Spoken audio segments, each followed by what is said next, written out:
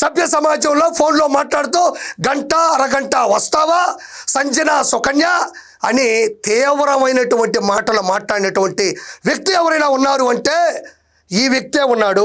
సొంత అల్లుడు బయటకు వచ్చి మా మామ ఒక డకాయిట్, మా మామ ఒక దొంగ, మా మామకు ఓట్లు వేయొద్దు, సభ్య సమాజంలో ప్రజాస్వామ్యంలో అలాంటి వాడిని గెలిపించొద్దు, అతను బయటకు వచ్చాడంటే ప్రజలకు కష్టాలు వస్తాయి అని చెప్పి తీర్మానం తీసుకున్నటువంటి వ్యక్తి ఈ ప్రజాస్వామ్య ప్రపంచ క్షేత్రంలో ఉన్నారు అంటే అది ఒక్క అంబటి రాంబాబే.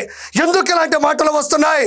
నీ నాయకుడు ముక్కి మూలిగి ముద్దులు పెట్టించుకొని చిన్న కత్తితో పొడిపించుకొని గొలకరాయితో గుద్దించుకొని ఇన్ని ప్రక్రియలు చేస్తే ఒక్కసారి సీఎం అయితే ఇంకా చాలు నాయనా నీ సేవలను పక్కన పెట్టిన వాడికే అంతుంటాయి. 9 సార్లు శాసనసభ్యుడు, 4 సార్లు ముఖ్యమంత్రి, సైబరాబాద్ గా తీర్చినటువంటి విజనరీ ఉన్నటువంటి వ్యక్తి ఈ రోజుని మీరు ఇలాంటి దుర్భాషలు ఆడడం అనేది ఆశ్చర్యార్థకంగా ఉంది తెలుగు ప్రజలకి.